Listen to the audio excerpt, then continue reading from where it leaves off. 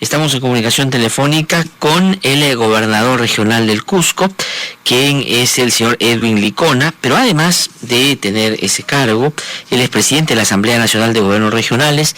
Entiendo que está en Chumbivilcas, él es de la región del Cusco y ha tenido la gentileza de contestar nuestra llamada para hablar con él sobre estos temas. Señor presidente regional, es un gusto saludarlo. Muy buenos días. Buenos días, señor Tuesta. Buenos días a nuestro pueblo peruano, en especial a nuestra región del Cusco. Nuestra solidaridad, además, a aquellas regiones del norte del país y del centro y del sur del Perú, que en este momento están pasando momentos difíciles por las inclemencias de la naturaleza. Estas altas precipitaciones pluviales han desnudado todas las posibilidades de los últimos años de hacer énfasis en la gestión del riesgo de desastres, en el tema del cambio climático que hoy estamos sufriendo. Las poblaciones, por sobre todo al interior del país, en el que muchas familias, muchos terrenos agrícolas hoy quedan a la intemperie, sin muchos recursos.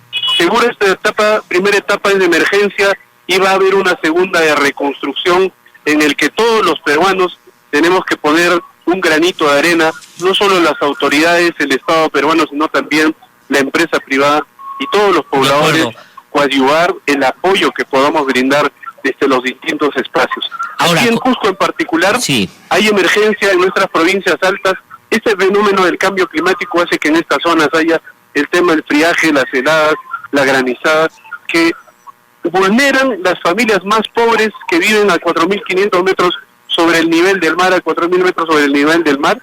En este momento estamos en Santo Tomás, en la provincia de Chumbivilcas, para ver énfasis en esta atención. Mañana estamos en la provincia de la Convención, a 1.000 metros sobre el nivel del mar en la zona amazónica, en el que también las inundaciones, las altas precipitaciones fluviales han dejado incomunicadas poblaciones enteras que hoy tenemos que atender. Señor presidente regional Edwin Licona, yo saludo que digamos estén trabajando en la zona y ojalá digamos no se den situaciones más graves de las que ya, como usted bien describe, se vienen produciendo, pero quisiera sacarlo un poquito del ámbito más territorial y de su jurisdicción para preguntarle sobre esto, pero en el ámbito nacional. En los últimos días, felizmente eso ha cambiado en las últimas horas, donde ya se ha hablado de más bien una unidad nacional en términos de la atención a la emergencia, pero antes la discusión era básicamente frente a la atención de estos desastres, de que había o no habían los recursos suficientes, inclusive con el planteamiento de la CONFIEP de que había que dejar de hacer los Juegos Panamericanos para atender la emergencia, es decir, planteando el tema central como como falta de recursos. ¿Son o es el problema falta de recursos en este momento o es un asunto de gestión? Porque las cifras no hablan bien ni del gobierno nacional, ni de ustedes como gobierno regional, ni tampoco de los alcaldes en el tema de la prevención. Así es. Yo creo que hay recursos pertinentes del Estado. Lo que pasa es que el sistema administrativo nacional, el sistema de inversión pública de los últimos años, no hace posible las transferencias rápidas para las atenciones de emergencia. Cuando ya llegó el recurso, ya pasó la emergencia, las familias ya han perdido las viviendas, los terrenos agrícolas, ya no hay que atender emergencia, más bien hay que reconstruir. Una descolmatación, por ejemplo, que es limpiar el cauce del río, significa que es una labor que tiene que hacerse en el mes de octubre, noviembre o diciembre a más tardar, porque sabemos que las precipitaciones pluviales vienen en estos últimos meses del año, en diciembre, enero, febrero, marzo. Así que hemos tenido que preparar nuestras cuencas desde una primera atención que pasa por los gobiernos locales, una segunda atención que pasa por el gobierno regional y una tercera atención que pasa por el gobierno nacional a través del Ministerio de Agricultura o las otras entidades de carácter nacional. Ha habido recursos también en los últimos años de transferencias por emergencia. Lamentablemente estos son paliativos que van llegando después de un cierto tiempo. Además no hay un seguimiento estricto normativo. Muchos siguen construyendo en los cauces del río. La faja marginal del río significa que nadie puede construir a 10, 20, a 5 metros del cauce del río. Sin embargo, muchas familias, por ganar terreno, por ganar viviendas, construyen al borde del río.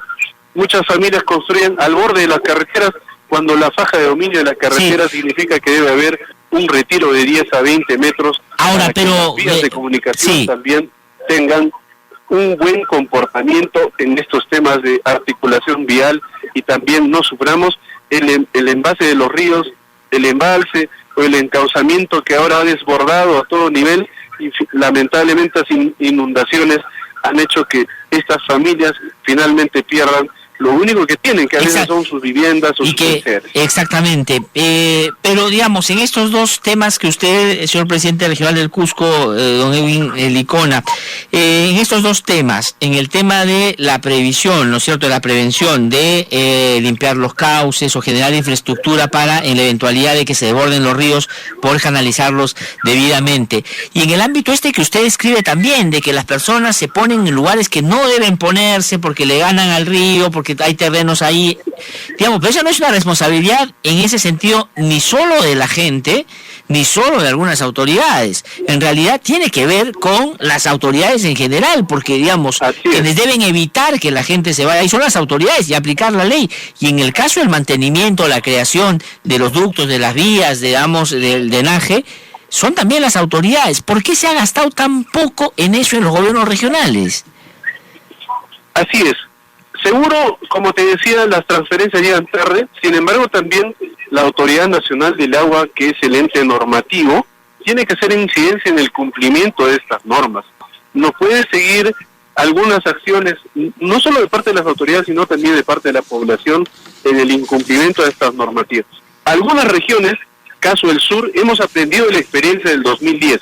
Tú recuerdas que el 2010 regiones como Cusco, Puno, Arequipa sufrieron esto que está sufriendo el norte del país. Hemos perdido poblaciones enteras. A partir de ahí nosotros hemos puesto un plan de gestión de riesgo de desastres, atención en la defensa ribereña con gaviones, el encauzamiento de ríos, la reforestación para estabilizar los taludes.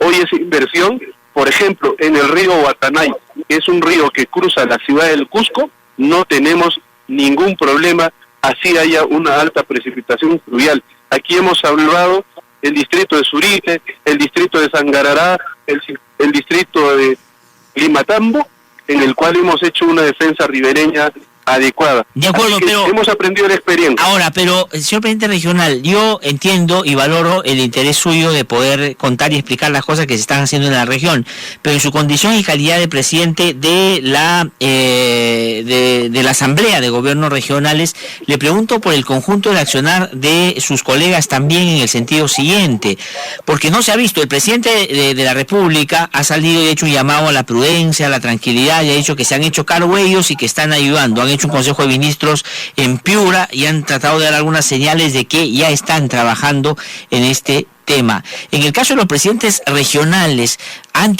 van a tener una reunión, van a pedirla con el presidente para poder establecer un plan nacional muy concreto de atención a la emergencia y sobre todo de planificación en adelante de cómo reconstruir las zonas que lamentablemente se han visto rebasadas por todos estos acontecimientos. ¿Van a hacer eso? ¿Están haciendo eso? ¿Qué va a pasar? Así es. Nosotros hemos pedido ya que el GORE ejecutivo se haga en este momento un GORE de emergencia con las regiones que en este momento tienen dificultades con estas precipitaciones fluviales altas y que han sufrido estos temas de emergencia. Esperamos que esto se dé estos próximos días, en el que participaríamos con los funcionarios de nivel regional y nacional para resolver las principales demandas y dificultades de la población, e inmediatamente hagamos incidencia en las intervenciones, no solo en esto que significa recuperar las vías, recuperar el encauzamiento de ríos y que no se siga pues dañando las viviendas, terrenos agrícolas. El gobierno no solo tiene que atender algunas regiones, hay regiones incomunicadas como Lima Provincias o Huancavelica o Junín que no han recibido todavía ese apoyo totalitario, así que también el gobierno le tiene que dar una mirada a todas las regiones, pero mejor aún, vamos a hacer este GORE de emergencia, el GORE ejecutivo de emergencia. ¿Para cuándo lo están pidiendo? Estamos esperando que la presidencia del Consejo de Ministros programe inmediatamente el GORE emergencia. Hemos estado estos 2 días en la ciudad de Lima para hacer incidencia en este evento, porque esto de las precipitaciones fluviales todavía no culminó. Es verdad. Senami ha manifestado 60 horas continuas de lluvias en las regiones sur y norte del país, así que en este momento la reunión ya tiene que llevarse, hacer incidencia en lo que piden los gobiernos locales y regionales y también la misma población, y atender todos los puntos y espacios de la entidad pública y privada para pasar este mal momento, ya que el Perú necesita unirse en este momento.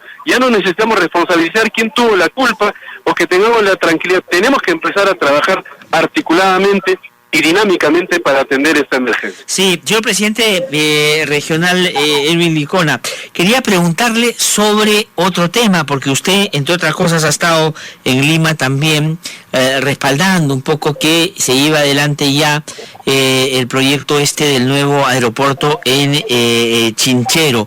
¿Qué le parece el hecho que en un acto que muchos han resaltado como positivo en términos políticos se haya postergado la discusión o la interpelación al ministro Vizcarra? ¿Está usted de acuerdo con esa postergación? ¿Está usted de acuerdo, como dicen algunos, que de la postergación debería derivarse a la ya no interpelación, en este caso al ministro? ¿Cuál es su opinión? Yo creo que en este momento tenemos que estar concentrados en lo que significa salvar vidas humanas, salvar los recursos de esas vidas humanas, como es la atención de emergencia. Así que saludo la decisión del Congreso de la República. Alguna vez tenía que haber una decisión responsable, y a la presidenta del Congreso, la doctora Luz Salgado, al anunciar que esta interpelación no iba, probablemente vaya en otro plazo, simplemente ya no se dé. Nosotros estamos preocupados por los proyectos de desarrollo económico descentralizados. Chinchero significa descentralización, Chinchero significa oportunidad, Chinchero significa el sueño de los cusqueños, el único proyecto que en realidad va a favorecer desde la familia más pobre hasta las grandes empresas que pueden favorecerse un sector como es turismo y cultura, que en nuestro gran pasado histórico incaico nos ha dejado. Ahora, como Machu Picchu, Pisago, San Sebastián, sí, el mundo necesita conocer. Pero, presidente Erwin Licona, pero también para muchos, Chinchero, no digo el aeropuerto, que se tiene que hacer, y creo que ahí todos estamos totalmente de acuerdo, no solo porque ustedes se lo merecen el Cusco, sino porque para el Perú sería muy importante también, eso está fuera de discusión y lo separo. Pero en relación al otro, también podría significar sacarlo así como está, dicen los críticos, pues el avalar o el de alguna manera ser cómplices también de situaciones que pueden terminar siendo irregulares en torno a cómo se ha gestado la adenda, todo lo que Ocitlán dijo, el cambio de opinión, ahora digamos la Contraloría se va a pronunciar dentro de poco, en fin, todas esas preocupaciones sobre que puede haber, hay una denuncia del procurador en contra del ministro, en fin, ¿todo eso no le preocupa a usted? No digo que cuestionar el aeropuerto, pero sí la manera como se ha tramitado, ¿no le llama la atención, no le parece mal? A nosotros nos preocupa que siempre haya motivo para postergar este sueño anhelado. En los 80 el presidente de la UNDE trató de hacer un proyecto que nunca fue para adelante. En los 2009 Alan García empezó este proceso con los términos de referencia. Ollantumala en 5 años solo ha logrado firmar el contrato. Este gobierno, con un contrato de disposición, ha tratado de llevarlo adelante. Nosotros no defendemos ningún documento de adenda o contrato alguno, porque eso es de íntegra responsabilidad del gobierno nacional, y para eso tienen los elementos como Citran o las direcciones de aeronáutica del propio Ministerio de Transportes para resolver los temas técnicos y legales. Nosotros no vamos a permitir más postergaciones, o porque Contraloría, porque el Congreso, están las autoridades del ente legislativo, del ente ejecutivo nacional y de Contraloría General de la República para poner las alternativas de solución, y no más bien que el viento, que la altura, que ese documento, que eso lo tiene que resolver el gobierno nacional. Nosotros estamos a la espera por mucho tiempo ya de este gran proyecto. Ajá. Esperamos que tengan una vía de solución rápida, adecuada y pertinente, y nosotros vamos a ayudar a hacer ese aeropuerto.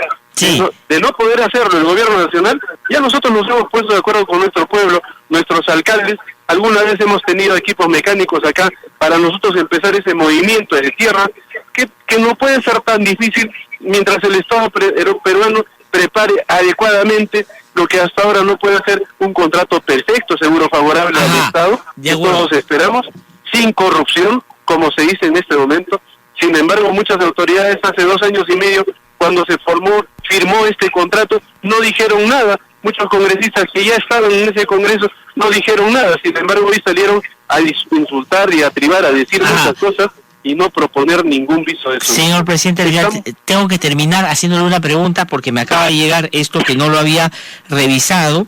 Hildebrand en sus 13, que es la revista que dirige nuestro amigo César Hildebrand, dice lo siguiente: último minuto, Chinchero no iría. Al cierre de esta edición, el fujimorismo había recibido un mensaje del gobierno. El Ejecutivo estaría dispuesto a suspender la construcción del aeropuerto de Chinchero a cambio de evitar la censura del ministro de Transportes y Comunicaciones, Martín Vizcarra. Este trueque habría sido idea del propio Vizcarra y contaría con la aprobación del presidente Pedro Pablo Kuczynski y del premier Fernando Zavala. Esta información ha sido confirmada por fuentes de toda confianza de ambos bandos, dice Hildebrand en sus 13 el día de hoy. Bueno, no han consultado a los que en efecto han luchado por este proyecto, que son los cusqueños. De ser así, nosotros estaremos llamando a una asamblea general de la región de autoridades de la sociedad civil para tomar nuestras decisiones sinceras, además en la búsqueda de realizar nuestros sueños anhelados. A nosotros nos han paralizado el gasoducto sur peruano, que daba más de 1.000 puestos laborales. Está paralizado obras contratadas por el gobierno del señor Ollanta, como el Hospital Lorena, la avenida Evitamiento, y no tenemos hasta ahora gas barato en el Cusco. Sin embargo, hay recursos que se han extraído de estas regiones y que hoy hacen incidencia en la inversión nacional. Vamos a evaluar este y otros temas, pero reitero, nosotros ya no estamos dispuestos a esperar que siempre haya motivos para postergar cuando hay un proyecto de carácter descentralista. Hoy puede ser Cusco, mañana Trujillo, sí, pasado Lambayeque, mañana Arequipa, así que yo creo que ese es el momento estratégico para el país. Ya, de acuerdo, pero frente al hecho... ordenar todos los procesos. Sí, pero frente al hecho, concretamente tengo que terminar, que parecería, ¿no? Porque esto lo pone Hildebrand en sus 13, pero no lo pone en condicional. Dice que ya han podido verificar esto, que no iría el aeropuerto de Chinchero. ¿Qué medidas van a tomar, digamos, al margen de reunirse y analizar? ¿Qué significaría eso de cara a lo que nos ha venido diciendo esta mañana? Significa que de aquí a otros 20 años... nuestros hijos van a decir, estamos peleando por Chinchero 60 años y hasta ahora nada. Repito, yo creo que han pasado todos los procesos. Hay un expediente técnico, hay vías de los que ha opinado el mismo Ministerio de Transportes y Comunicaciones, hay estudios técnicos realizados en este aeropuerto, hay todas las condiciones para llevar. ¿Quiénes no han hecho las buenas condiciones jurídicas, técnicas y legales? El mismo Gobierno Nacional, el mismo Congreso que dejó pasar estos contratos que no se sabe cómo se han firmado. Entonces ellos son los pertinentes a resolver y no estás negociando tras del pueblo. Nosotros no vamos a esperar más, le aseguro que Chinchero va a ir sí o sí ahora. Muy bien, muchísimas gracias, presidente regional, por habernos contestado esta mañana.